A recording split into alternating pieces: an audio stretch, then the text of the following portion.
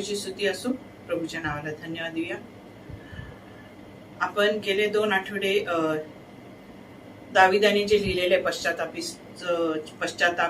पश्चातापी अशी प्रार्थना जी स्तोत्राच्या 51 अध्यायामध्ये लिहिलेली आहे, जे 19 वचन आहेत स्तोत्र 51 मध्ये.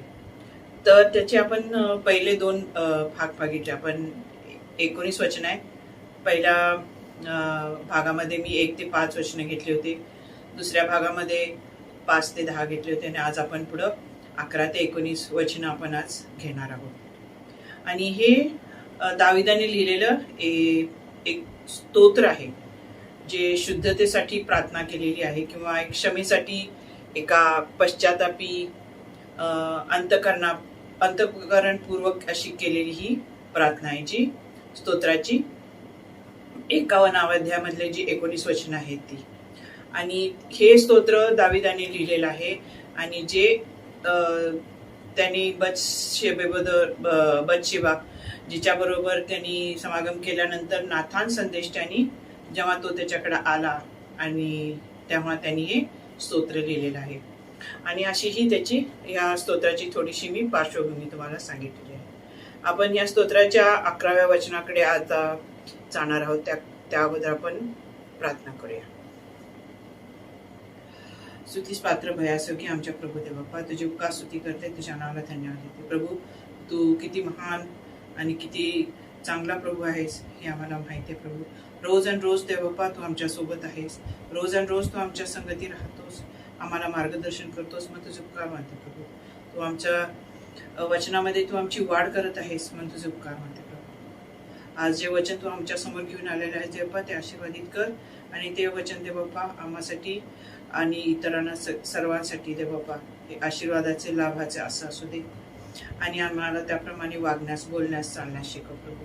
माझ्या मुखातून निघणारे प्रत्येक शब्द, माझ्या अंतःकरणातून निघणारे प्रत्येक विचार देवप्पा ते तुझ्यापासून प्राप्त होऊ दे. आणि माझ्याकडून देवप्पा तू आणि तूच गौरविला जा. संपूर्ण वेळ प्रभू तुझ्या हाती सोपून देत आहे.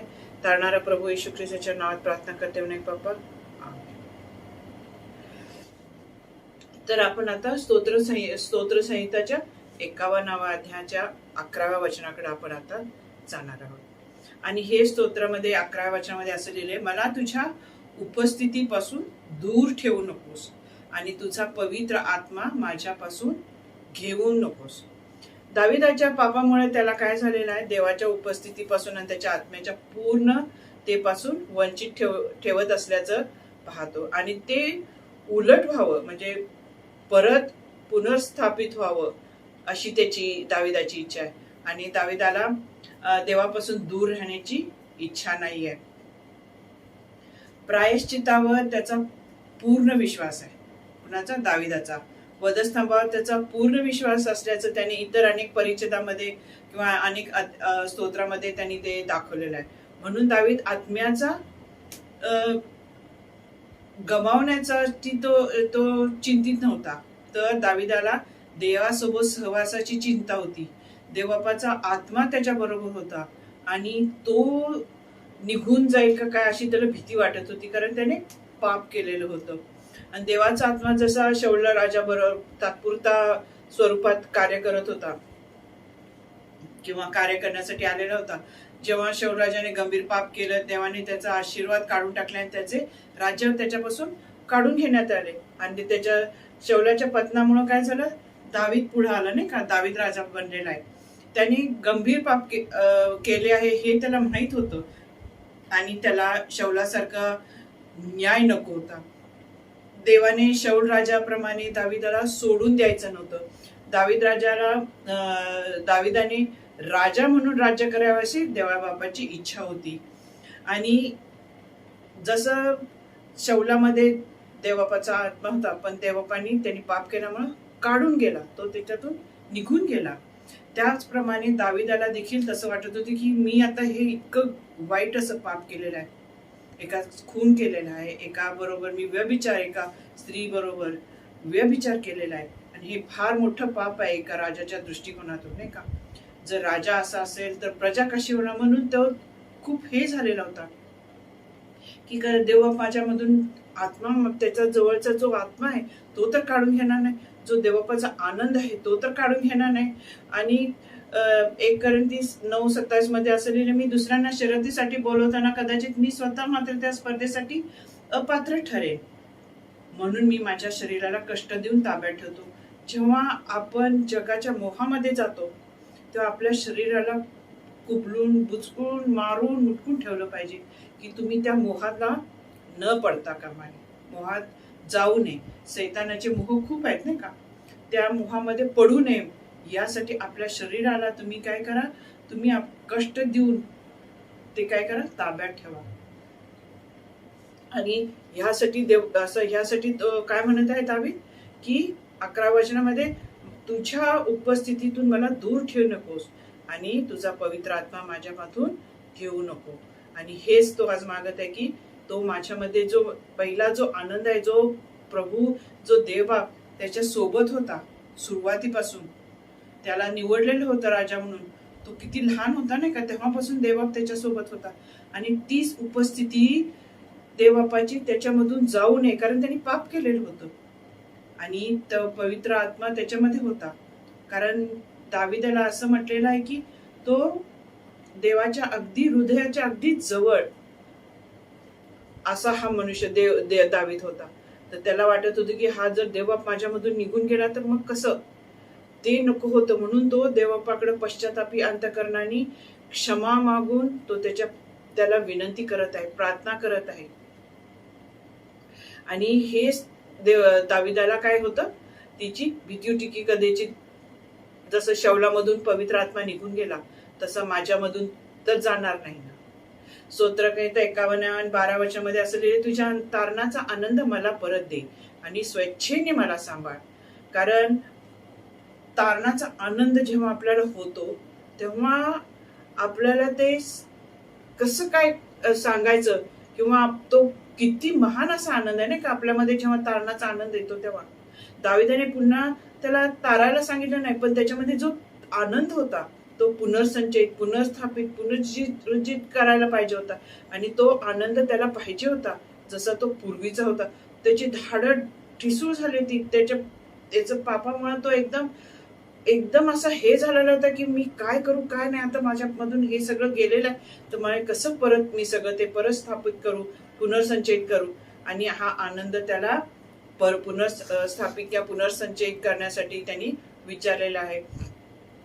अब्राम हा देवाचा मित्र होता नाही का, हनोक देवाबरोबर चालत होता आणि दावीद काय होता, देवाच्या हृदयाच्या जवळचा माणूस होता. आपण मागच्या वेळी पण पाहिलंय, प्रेषिताच्या कृत्याच्या 13 अध्यायामध्ये लिहिलेलं आहे, दाविदाने देवासोबतच्या सहवासाचा आनंद घेतला होता, पण त्याचा आनंद त्याच्या पापाने हिरावून घेतला होता. त्याची मनशांती निघून गेलेली होती, गमावली होती. त्याने पुन्हा एकदा देवाच्या सांत्वनदायक उपस्थितीची जी उपस्थिती देवाची होती त्याच्याबरोबरची, त्याची त्यांनी इच्छा केलेली आहे की ती परत मला मिळावी म्हणून, ज्यामुळे त्याला पूर्वी जुन्या दिवसाचे जे आनंद होता तो त्याला परत मिळावा. आणि जसं पहिल्या पेत्रामध्ये आणि पहिला पेत्र आणि पहिला अध्यायाच्या 8व्या अध्यायात असं लिहिलेलं आहे की तुम्ही त्याला पाहिले नसले तरी तुम्ही त्याच्यावर काय करता, प्रेम करता. कोणा, देवावर. आपण देवाला पाहत नाही पण त्याच्यावर आपण विश्वास ठेवतो आणि गौरवाने भरलेल्या आनंदात आनंद करतो. तसाच हा आनंद त्याला पाहिजे आहे.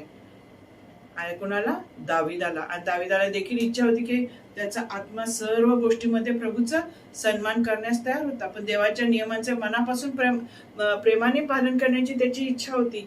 पण त्याला काय होतं की तो विनवणी, अगदी अंतःकरणपूर्वक त्यांनी विनवणी करत आहे की तुझ्या तारणाचा आनंद मला परत दे आणि ते स्वेच्छेने मला सांभाळ.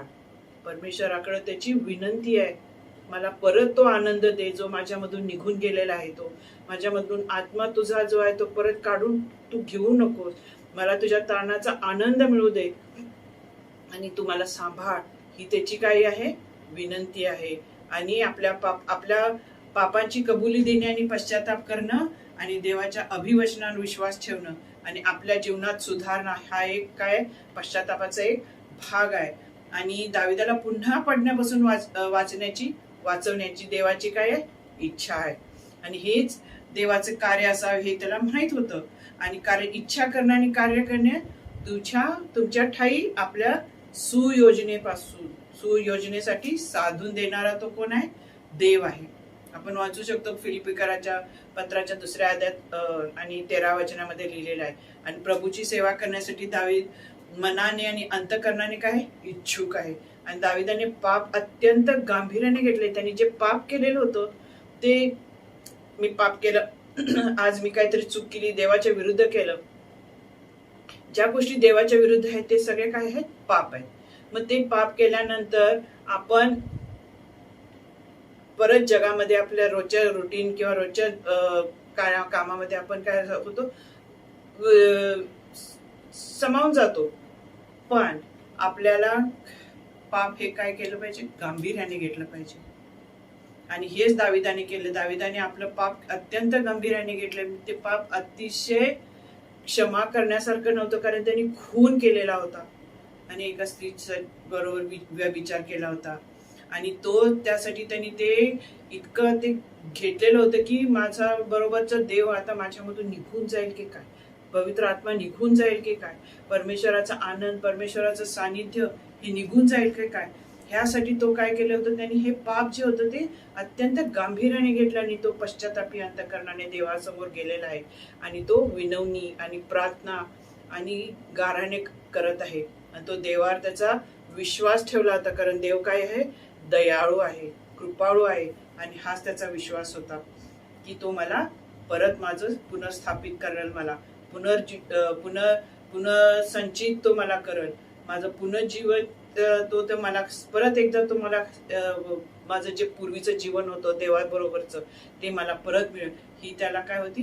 हे त्याला माहित होतं आणि ही मोठी आशा होती त्याला, आणि तो ते मागत होता.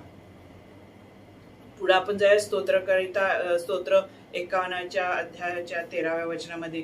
मग मी अपराध्यांना तुझे मार्ग शिकवीन आणि पापी तुझ्याकडे परत येतील. पहा किती फार मोठं वचन या ठिकाणी लिहिलंय.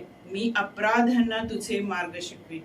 मी जसा अपराध केलेला आहे आणि मी जसा त्या अपराधातून परत आलेलो आहे, जशी मला पापांची क्षमा झालेली आहे, जशी मी परत प्रभूचा आनंद मला मिळालेला आहे, तसाच जो मिळालाय तसाच मी इतरांना सांगेन की जे अपराध केलेले आहेत त्यांना, की तुम्ही त्या ठिकाणी जाऊ नका.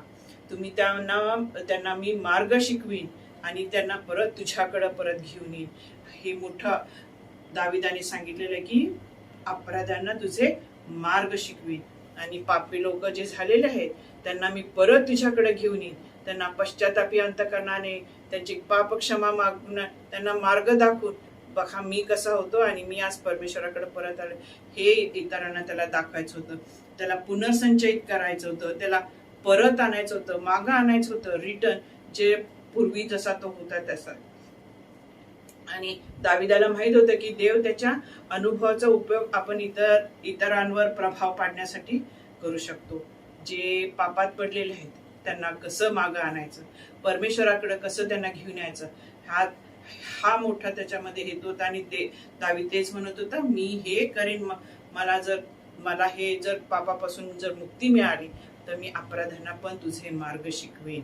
आणि या स्तोत्राचा एक उद्देश या वचनाच्या पूर्ततेमध्ये दिसून येते, पूर्ण झाल्यासारखं आहे, किंवा ह्या स्तोत्राचा एक उद्देश या वचनामध्ये आहे. काय आहे? की मी अपराध्यांना तुझे मार्ग शिकवेन आणि पापी तुझ्याकडे परत येतील. पापी म्हणजे जे देवाविरुद्ध कोणतंही कार्य करतात ते पापी आहेत. जे देवानी आज्ञा दिलेल्या आहेत त्यापासून जे त्या आज्ञा मोडणारे आहेत त्यांना पापी असं म्हटलेलं आहे, नाही का? मग ते कोणत्याही प्रकारचं पाप असू दे, त्या अपराधाला मी देवाचे मार्ग दाखवीन आणि त्यांना तिथं घेऊन येईन. आणि हेच स्तोत्र केवळ कबुलीचं बाबच नाही आहे, तर ते शिकवणारं एक स्तोत्र आहे, गीत आहे. आणि एका राजाचा राजा म्हणून दाविदाला त्याच्या प्रजेची पण काळजी होती. आणि पापाची कबुली केवळ आपल्याच नाही तर इतरांबद्दलही आहे. दाविदाला इतर पापी लोकांना मदत करण्याची इच्छा आहे. मी आताच बोलले की जर राजा असाल तर प्रजा कशी होणार, म्हणून ह्या राजाला प्रजेची काळजी होती, माझ्याकडे लोक कशा रीतीने बघतील, आणि मी जर असा या राजाने असं केलं तर मग मी खून करीन, राजाने असा व्यभिचार केला तर मी का करू नये. म्हणून त्याला ही सर्व आपल्या एवढ्या मोठ्या इस्रायल देशाचा तो राजा आहे. आणि ह्या राजाने जर असं जर केलं तर कसं, म्हणून त्याला प्रजेची काळजी पण होती. म्हणून तो म्हणत आहे की मला जर माझ्या पापाची जर क्षमा मिळाली तर मी पापी लोकांना आणि अपराध्यांना देवाचे मार्ग दाखवीन आणि त्यांना परमेश्वराकडे घेऊन येईन.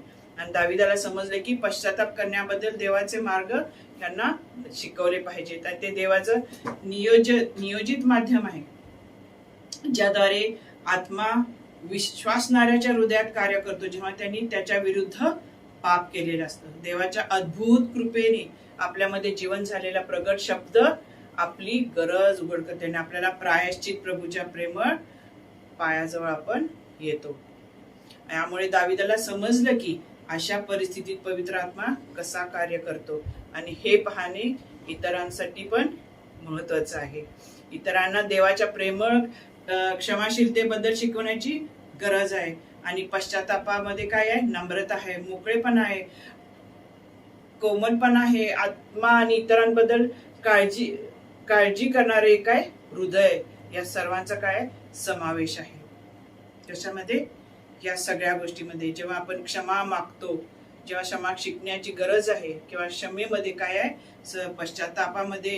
पश्चातापामध्ये काय आहे, नम्रता आहे. तुम्ही नम्र झाल्याशिवाय तुम्ही पश्चाताप कसा कराल. आपण पुढे जाय स्तोत्राच्या 51 अध्यायाच्या 14 आणि 15 वचन असं म्हटलेलं आहे की हे देवा माझ्या तारणाच्या देवा मला रक्तपाताच्या दोषापासून मुक्त करण. माझी जीभ तुझ्या धार्मिकतेचे मोठ्याने गर्जना करेल किंवा गाऊ लागेल. आणि हे परमेश्वर माझे ओठ उघड आणि माझी तोंड तुझी स्तुती करू दे किंवा करेल. पहा किती दाविदाने इथं मागितलेलं आहे, रक्तपाताच्या दोषापासून मुक्त कर. तारणारा देव आहे तो. आणि रक्तपाताशोक म्हणजे काय, जुन्या करारामध्ये असं दिलेलं आहे की एखाद्याचा तुम्ही खून केला तर खुनाबद्दल रक्ताबद्दल रक्त, म्हणजे त्यांनी मारलं तर त्याच्याबद्दल असं जुन्या करारात लिहिलेलं आहे. आणि त्याच्यापासून मला वाचव आणि वाचवल्यामुळे माझी जीभ तुझ्या धार्मिकतेचे स्तोत्र गाईल, मोठमोठ्याने गीत गाईल. आणि माझे तोंड उघड आणि माझ्या मुखातून तुझी स्तुती निघल. पहा आज आपण देखील हेच करायचं आहे. माझ्या तारणाऱ्या देवा आपण मागितलं पाहिजे, हे माझ्या तारणाऱ्या देवा मला माझ्या सर्व पापापासून मला मुक्त कर, मला वाचव आणि माझी जीभ तुझ्या धार्मिकतेचे गुण गाईल, गाणी गाईल, स्तोत्र गाईल. आणि माझे मुखामधून माझे ओठ उघड म्हणजे माझ्या मुखातून तुझी स्तुती करल. जर तुम्ही तोंड बंदच करून बसला तर तुम्ही परमेश्वराची कशी स्तुती कराल, नाही का.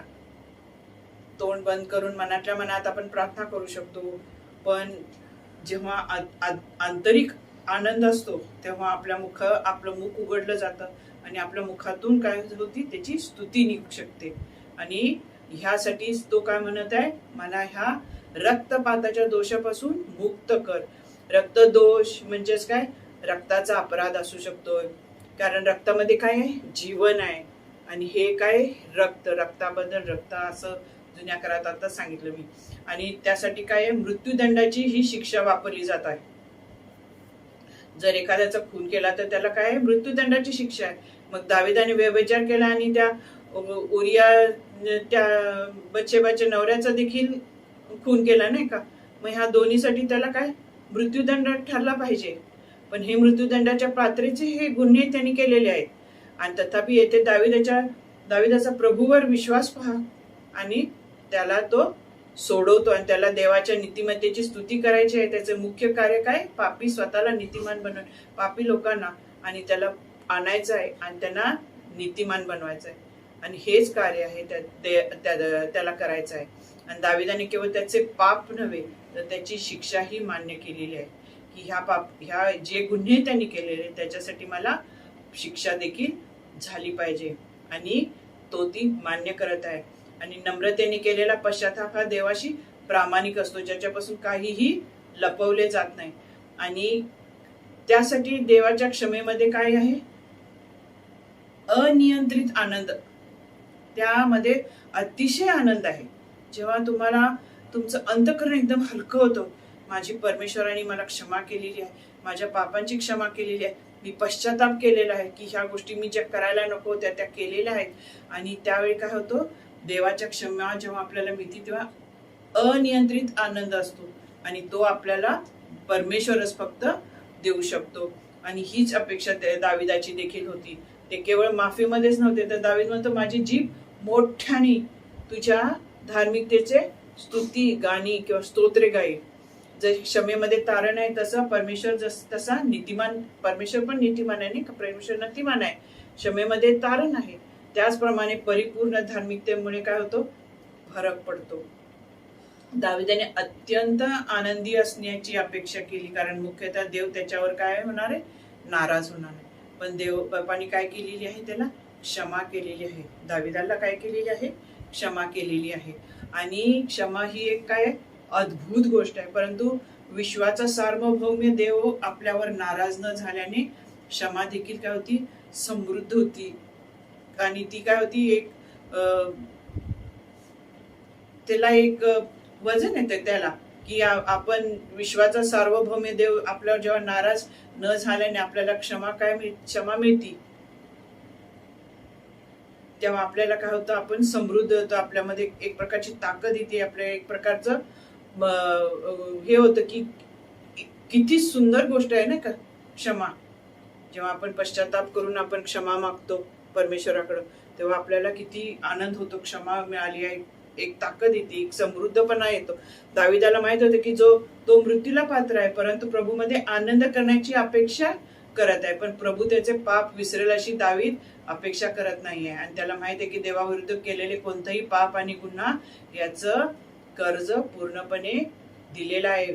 आणि जरी त्याने वधस्तंभाचा येशू ख्रिस्त किंवा ख्रिस्त आणि जे पूर्ण केलेलं कार्य स्वतः वैयक्तिकरित्या पाहिलं जरी नसले, तरी त्याला ते माहित होतं. उत्पत्तीच्या 3 अध्यायात आणि 15 वचनामध्ये जे भविष्य केलं गेलं होतं आणि संदेशाने वारंवार घोषित केलं होतं ते पूर्ण झालेलं आहे.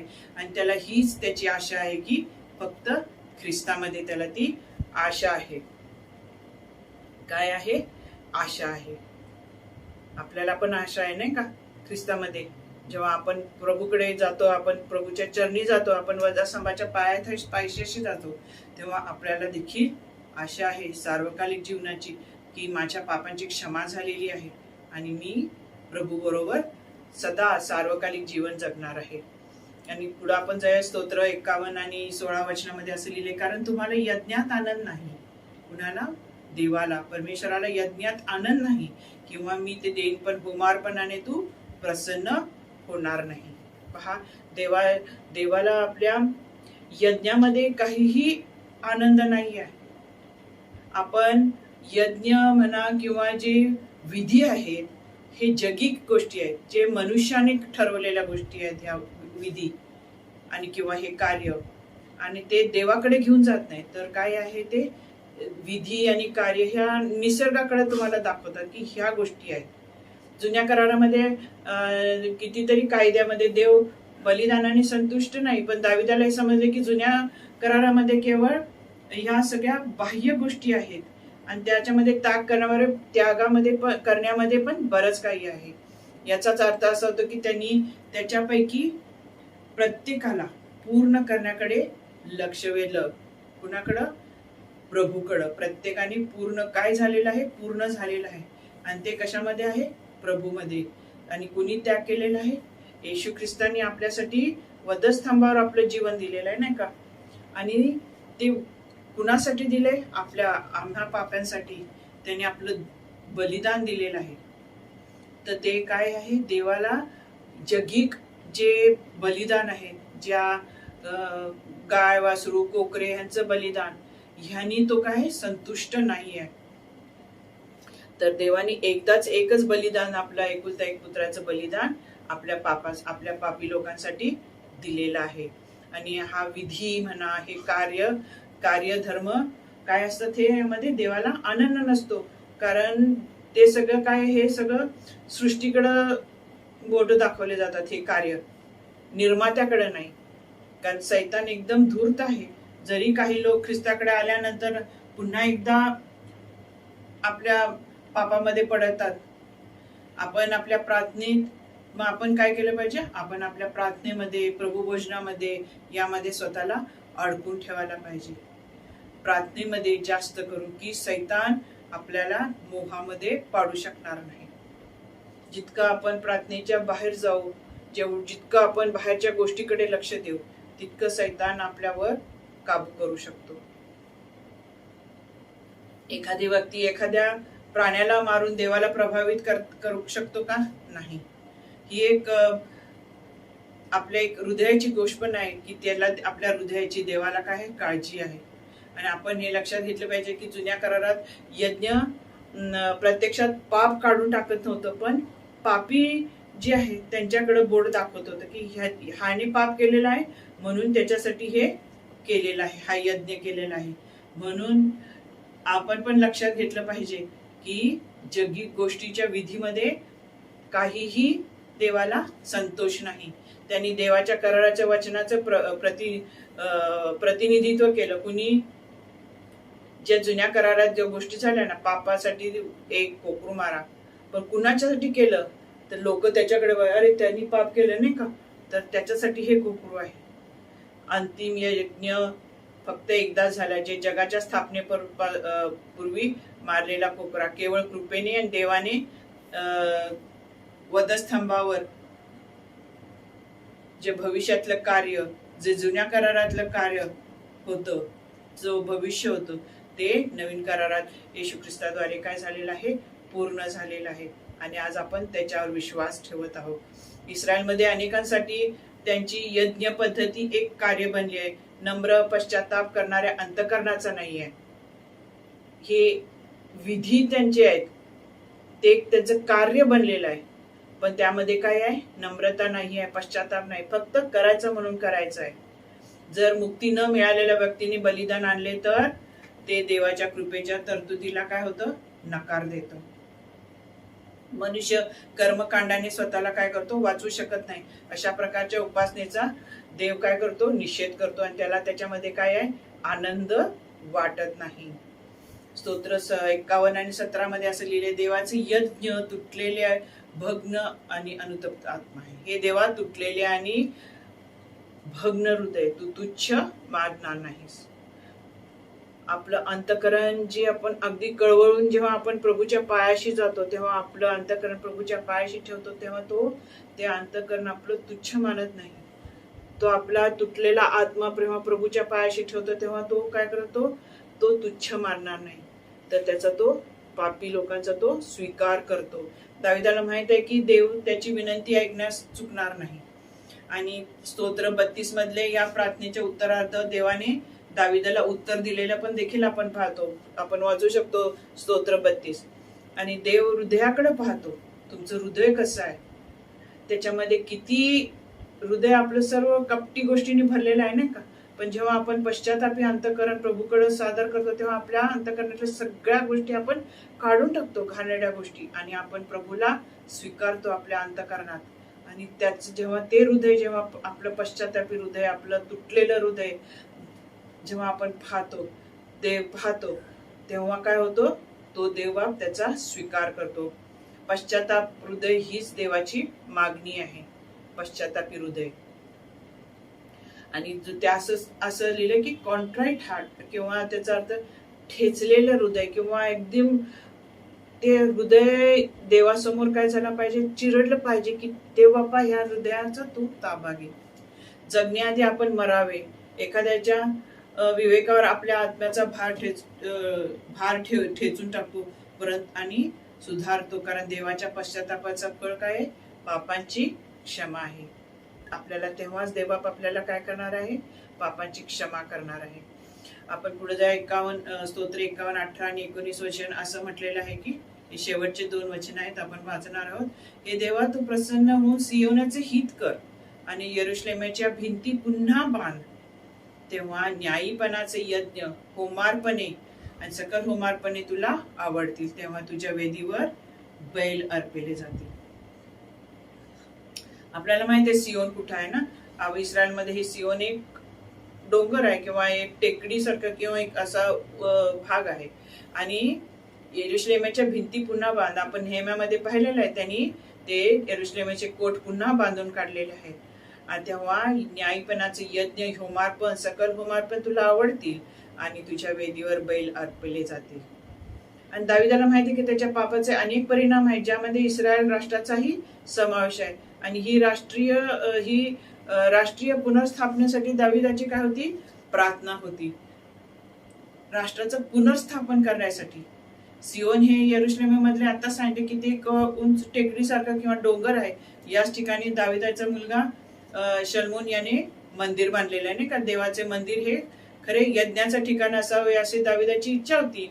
आणि खरोखर देवाचा सन्मान आणि उपास करणारे हे ठिकाण, मंदिर हे एक सुरक्षित ठिकाण असावे, सर्व शत्रूंपासून मजबूत व्हावे अशी त्याची इच्छा आहे. आणि आपण पाहिलं नेहम्यामध्येही त्या भिंतीचे त्यांनी बुरुज बांधून काढलेले आहे. आणि दाविदाचे पाप जितकं घृणास्पद आहे, तितकंच त्याच्या पापामुळे इस्रायलावर संकटे ओढवतील असं त्याला वाटत आहे. आणि हे ओढू नये म्हणून तो काय म्हणत आहे? यरुशलेमेत उपासना आणि सुरक्षा धोक्यात येऊ नये म्हणून त्याची इच्छा होते. ते आत्म्याने दिलेले त्या राजाचं नम्र हृदय आहे. हे आत्म्याने दिले राजाचं, दाविदा राजाचं काय आहे? नम्र हृदय देवाकडे विनंती करत आहे की माझ्या ह्या पापामुळं माझ्या ह्या राज्यावर काय येऊ नये? संकट येऊ नये, सुरक्षित राहावं माझं हे एवढं मोठं राज्य. आणि ह्या राज्यामध्ये उपासना व्हावी, ह्या राज्यामध्ये पापक्षमा व्हावी, ह्या राज्यामध्ये वेदीवर काय व्हावे? वेदीवर अर्पण यावी, होमार्पण यावे, यज्ञ यावे, हे त्याला पाहिजे आहे. आणि न्यायीपणाचे यज्ञ, होमार्पण यावे. आणि आपल्या पापामुळं आपल्या देशावर काहीही संकट येऊ नये असं त्याला वाटत आहे. आणि हे दाविदाचं काय? तुटलेलं हृदय आहे, भग्न हृदय आहे. आणि हे दाविदाने आधीच्या वचनामध्ये सांगितलेलं आहे. आणि या स्तोत्रात दाविदाने त्याच्या पापावर आपल्या ठेचलेल्या हाडाप्रमाणे वाटणाऱ्या, त्याची हाडं एकदम इतकी ठेचल्यासारखी झालेली आहेत की त्याचं वर्णन करणं पण येत नाही, इतकं त्याला त्या आपल्या पापाबद्दल किंवा आपण केलेल्या गुन्ह्याबद्दल त्याला पश्चाताप झालेला आहे. आणि हा त्याचा आनंद देखील त्याच्यामुळे नाहीसा झालेला आहे. आणि त्याच्या पापाच्या ह्या सगळ्या वेदना, दुःख जे झालेलं आहे ते परमेश्वरासमोर त्यांनी आणले. आणि तो म्हणतो की ह्या गोष्टीमुळे माझ्या देशावर संकट येऊ नये, माझं हे देश सुरक्षित राहावा. आणि ह्या मंदिरामध्ये, या देशामध्ये मंदिर आहे, त्या मंदिरामध्ये परत एकदा होमार्पण, यज्ञ, न्याय सगळं व्हावं. कारण ईश्वरी दुःख काय आहे? पश्चाताप उत्पन्न करतं. ईश्वरी दुःख जेव्हा आपल्याला होतं परमेश्वर, तेव्हा आपल्यामध्ये काय होतं? पश्चाताप उत्पन्न होतो. त्यामुळे पश्चाताप न होता तारण प्राप्त. पण त्यामुळं काय होतं? दुसऱ्या कोरिंथीच्या 7व्या अध्यायात आणि 8 ते 10 मध्ये असं लिहिले, कारण ईश्वरी दुःख पश्चाताप उत्पन्न करतं, ज्यामुळे पश्चाताप न होता तारण प्राप्त होतं. तर सांसारिक दुःख मृत्यू उत्पन्न करतं. ज्या पश्चाताप झाल्यामुळे काय होतं? तारण प्राप्त होतं. पण सांसारिक दुःख काय होतं? मृत्यू उत्पन्न करतो. आणि आपण हे जे स्तोत्र हे संपूर्ण वाचलेलं आहे, हे पाहिलेलं आहे. 1 ते 19 वचन आहे स्तोत्र 51चे. त्यामध्ये काय झालेलं आहे? नम्रतेने पश्चाताप केलेला आहे दाविदाने, नम्रतेने मागितलेलं आहे परमेश्वराकडं पुनर्स्थापना, त्याच्या जीवनाची पुनर्स्थापना होण्यासाठी त्यांनी परत मागितलेलं आहे. आणि त्यासाठी ते भग्न अनुतप्त झालेलं हृदय परमेश्वर काय करतो? तुच्छ मानत नाहीये. आणि पश्चातापाबद्दल दाविदाच्या स्तोत्रातून आपण बरंच काही शिकलो नाही का. जरी दाविदाचे पाप बतशेबा आणि तिचा पती याच्या विरुद्ध होते, तरी शेवटी पवित्र आणि नीतिमान देवाविरुद्ध ते पापच होतं. पाप हा विद्रोह आहे. पाप म्हणजे पूर्णपणे शुद्ध आणि पूर्णपणे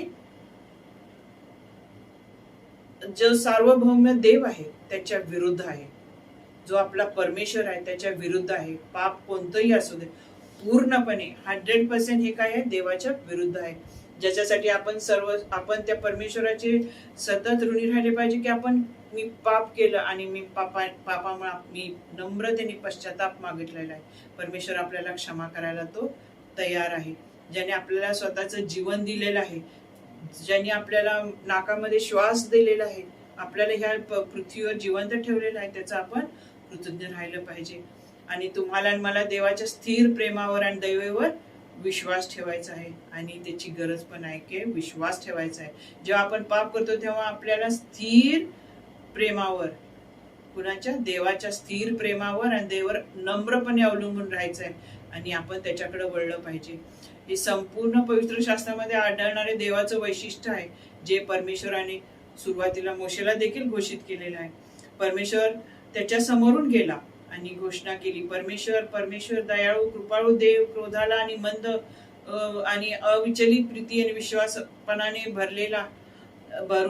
भरून देणारा, हजारो लोकांवर दृढ प्रेम करणारा, ठेवणारा, अधर्म आणि अपराध व पाप क्षमा करणारा असा परमेश्वर आहे. आपण वाचू शकतो निर्गमाच्या 34व्या अध्यायामध्ये. हे सत्य आहे की देवाने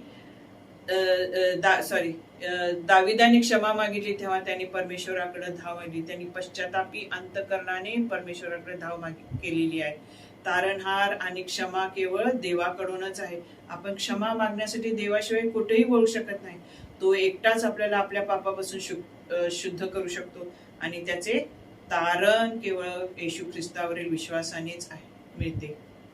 योहान आपल्याला खात्री देतो की जेव्हा आपण पश्चाताप करून देवाकडे वळतो तेव्हा तो आपल्याला क्षमा करतो. जर आपण आपल्या पापाची कबुली दिली तर तो विश्वासू व न्यायी आहे. तो आपल्याला आपल्या पापांची क्षमा करतो.